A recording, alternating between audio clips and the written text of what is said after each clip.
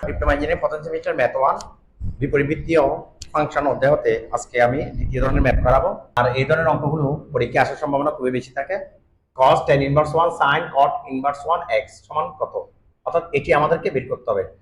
এটি বের করার আগে একটা বেসিক বিষয় জানতে হবে, যেমন sin আর sin ইনভার্স 1 x এটির মান কত। sin আর sin ইনভার্স 1 তাহলে 1/sin, আর এখানে আছে x, এ সাইন যদি কাটা যায় তাহলে আর থাকবে x। এখন আমরা দেখি sin tan ইনভার্স 1 x সমান কত। এক্ষেত্রে tan ইনভার্স 1 কে sin ইনভার্স 1 এ পরিণত করতে হবে। তাহলে প্রথমে আমরা জানি একটি সমকোণী ত্রিভুজ অঙ্কন করতে হবে। এক্ষেত্রে এটিকে নিব আমরা a b c, যেহেতু এটি একটি 90 ডিগ্রি কোণ, এই লম্ব দেওয়া আছে x, ভূমি দেওয়া আছে 1, তাহলে বের করতে হবে s এর মান, অর্থাৎ 1 স্কয়ার প্লাস s স্কয়ার। তাহলে ac সমান আমরা পাই 1 প্লাস s স্কয়ার।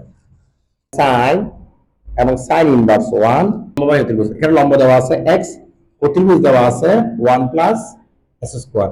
ইনভার্স 1 এবং sin যদি কাটাকাটি যায় এক্ষেত্রে আর থাকবে x 1 প্লাস s স্কয়ার। এটি হচ্ছে আনসার। সর্বপ্রথম আমাদেরকে একটি সমকোণী ত্রিভুজ অঙ্কন করতে হবে। এক্ষেত্রে এটিকে ধরবো a, এটি হচ্ছে b, এটি হচ্ছে c, এটি যেহেতু 90 ডিগ্রি। তাহলে কটের ক্ষেত্রে আমরা জানি ভূমি বাই লম্ব, এখানে ভূমি দেওয়া আছে x, লম্ব দেওয়া আছে 1, এক্ষেত্রে আমাদেরকে অত্রিভুজ বের করতে হবে। আমরা জানি পিথাগোরাস সূত্রের সাহায্যে অত্রিভুজ নির্ণয় করা যায়। লিখতে পারি ac স্কয়ার সমান ab square plus bc square. তাহলে ab এর মান হচ্ছে 1 square plus s square plus s square. cos tan inverse 1 sin inverse 1, সাইনের সূত্র হচ্ছে লম্ব বাই অতিভুজ। তাহলে আমরা এখানে লম্ব হিসাবে 1 দিতে পারি, অতিভুজ হিসাবে আমরা লিখতে পারি 1 প্লাস s স্কয়ার। sin এবং sin ইনভার্স 1 বাদ যাবে, এক্ষেত্রে থাকবে cos tan inverse 1 1 plus s square. এই tan ইনভার্স 1 কে আমাদেরকে cos ইনভার্স 1 তৈরি করতে হবে। তাহলে তার জন্য আমাদেরকে আবার একটি সমকোণী ত্রিভুজ অঙ্কন করতে হবে। এটিকে দিব আমরা a, এটি হচ্ছে b, এটি হচ্ছে c, এটি যেহেতু 90 ডিগ্রি।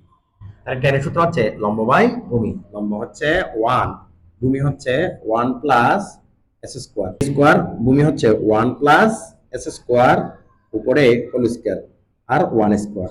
এই ক্ষেত্রে স্কয়ার আর রুট কি যাবে, বাদ যাবে, 1 প্লাস s স্কয়ার প্লাস 1, 1 আর 1 যোগ করলে হচ্ছে 2 প্লাস s স্কয়ার। তাহলে s বাহুর মান হচ্ছে রুট 2 প্লাস s স্কয়ার। তাহলে এই ক্ষেত্রে আমরা লিখতে পারি এখানে cos, এখানেও লিখতে পারি cos ইনভার্স 1। cos এর সূত্র হচ্ছে ভূমি বাই অতিভুজ, ভূমি হচ্ছে 1 প্লাস s স্কয়ার রুট, আর অতিভুজ হচ্ছে রুট 2 প্লাস s স্কয়ার। তাহলে cos এবং এই cos বাদ যাবে, অবশিষ্ট থাকবে root 1 plus s square 2 plus s square.